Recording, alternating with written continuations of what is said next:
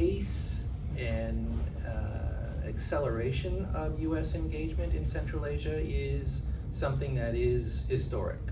I started working in the region in the very beginning, and the levels of U.S. engagement that we see now is unprecedented.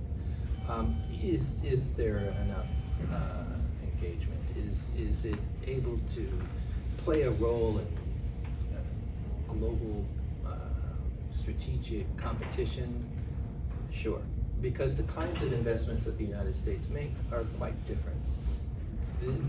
We don't build infrastructure, but we provide the soft infrastructure and the kinds of know-how that makes connectivity work, that will help the middle corridor actually be able to move and transit goods more rapidly, more effectively. We help bring donors together and help donors coordinate and be able to work together instead of simply throwing spaghetti at a wall and seeing what works. We tried that in the early 90s and we've learned from that since then. I think, the kinds of things that the United States does are different than what other donors do. And I think the political attention of the world's largest economy is very important for Central Asia. We certainly are interested in seeing the region develop its ability to move strategic minerals and assets.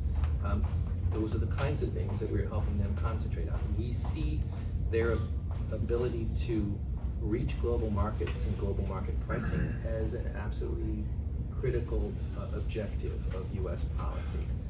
By connecting Central Asia to the world, you help this region develop its economic sovereignty. And by doing so, it elevates this region. What a remarkable place this is in a market surrounded by Russia, China, Afghanistan, Iran. Connected now to the Caucasus, to Turkey, to Europe, to the South, it becomes a region that is a destination for U.S. business and other businesses so that they can sell north, east, west, and south. It's a remarkable transition, which again, 3 years ago, 5 years ago, we would never have had this conversation. And this is a rapid change that's taking place. Now, it's still in process and things can happen one way or another, but you see the United States actually stepping up its engagement. Well, it's not, where are the billions and billions of dollars? Well, the US again doesn't tend to do that as a rule. I would argue the US government is very positive in its steps towards Central Asia. I would also argue that Congress is somewhat behind in its ability to actually be able to fund what the administration is prioritizing. And that, I think, is one of the challenges that we face moving forward.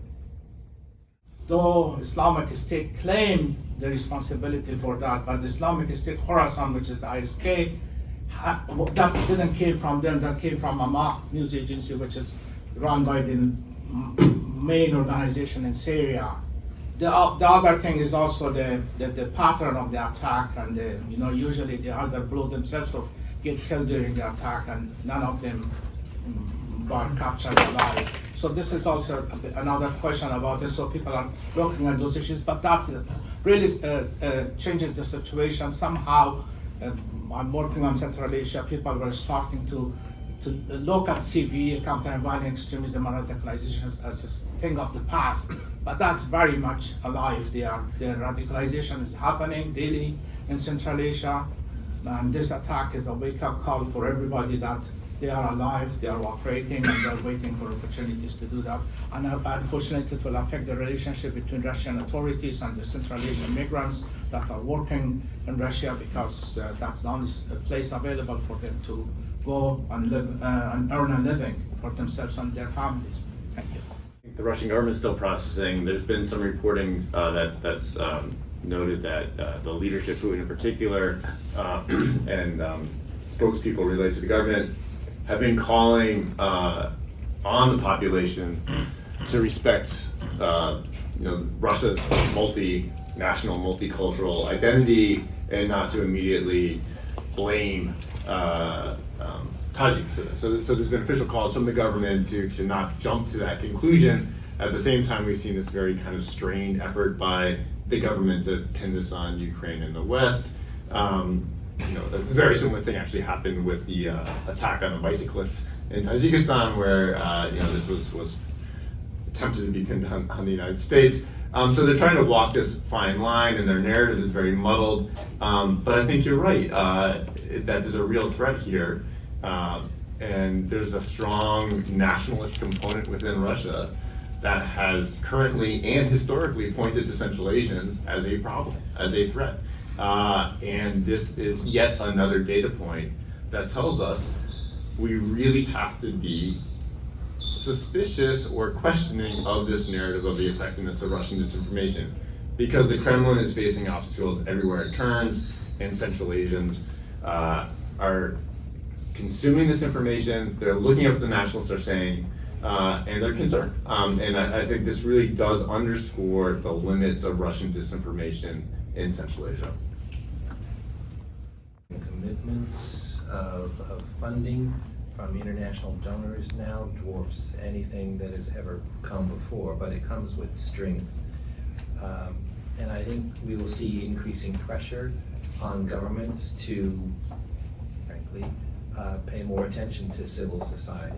I think particularly as you see the youth bulge in the region, I look at the Bolshoi program over years in Kazakhstan, you have large numbers of people who've seen what it's like on the outside and come home, and they're working in governments and rising up in business and industry and ministries, and they are putting pressure on governments to do things differently. I in no way am sanguine with some of the pressures and crackdowns and things that are taking place, but at the same time, I think there is an unstoppable pressure from below that is working its way upwards. I think, if you look at the biggest challenge I think the region faces is government is not used to being open to people and doesn't have channels for reaching out to people. People don't have the ability or experience in actually being able to engage and work with government. And so there's this fundamental disconnect that exists. And I think there is a desperate need for government to learn how to work with people and people to learn how to work with government. There is a give and take that should exist and does exist in democratic societies that brings both sides together.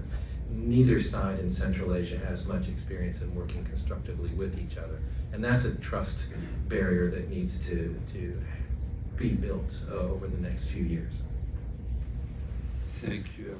So we've got statements, we've got, the very classic wordplay. These countries have announced concern, they've announced, concern with both sides using violence, they're putting money forward, they're putting stuff forward. And another area where I think top-down government responses have been really interesting is in multilateral organizations. So a common frame that researchers like to apply when thinking about Central Asian diplomacy, Central Asian geopolitics, is like multi-vector thinking, regionalization, that we have all of these overlapping organizations, all of these overlapping efforts for multilateral cooperation. But often the research frames that these multilateral organizations are kind of imposed. It's a Chinese effort, it's a Russian effort to bring together these countries in order to advance Russian interests, advance Chinese interests. And what I think has been unique about multilateral communication, multilateral cooperation among Central Asian governments since October 2023 is that they're speaking and coordinating and working with a really different range of actors than we normally see Central Asia work with. So for example, we have a CIS meeting in October 13th, a week after the initial Hamas attack. And Kazakhstan, Kyrgyzstan, Tajikistan use the CIS meeting to talk about Gaza, to talk about their concerns with what is happening in Gaza. So CIS has been a kind of classic foundational organization. But then in November, we have a meeting with the Organization of Turkic States, traditionally seen as not really having teeth, not really being much more than maybe a cultural linguistic organization. but this Organization of Turkic States meeting in early November. So we have Kazakhstan, Kyrgyzstan, Azerbaijan, Uzbekistan, Turkey, and Hungary meeting. And at this meeting as well, all countries are kind of asserting concern about Gaza, calling for some sort of international intervention to stop the violence, to stop violence in Gaza. Another organization has meetings. So this is the Economic Cooperation Organization. In mid-November has a meeting. So that's all 5 Central Asian states minus Turkmenistan, Azerbaijan, Iran, Pakistan, Turkey. So again, we're really like pivoting to Western Asia, Southern Asia, but these are countries that have really different, I think, thinking about international principles of self-determination, sovereignty, that look different than the way that maybe Russia has imposed an agenda around how these countries should be thinking of sovereignty and self-determination. Then Kazakhstan has especially stepped up into a kind of vocal leadership role in the Organization for Islamic Cooperation. So there were like emergency meetings of this organization in late November, and then just a few weeks ago in the first week of March. And the tone of statements shifts in this forum. So whereas in diplomatic statements coming out of Ministry of Foreign Affairs, coming out from presidents at these other multilateral meetings, at the Organization of Islamic Cooperation, Tajikistan pulls back from that both sides frame, that both sides narrative, and says that this is like single-handedly Israeli aggression. No mention of Hamas, so like really moving away in kind of narrative framing of the motivation, like why we should be concerned about this. And the venue makes sense for that, right? Like this is the Organization of Islamic Cooperation. The emergency meetings in both November and March were called like by Iran, which has a very different geopolitical relationship to Israel than Russia, than China.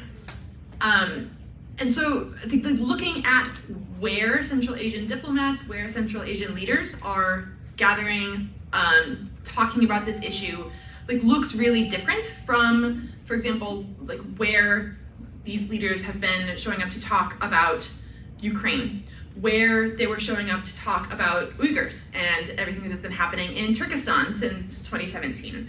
That this type, the diplomatic language and the narrative that's building like looks different, and I think is worth paying attention to.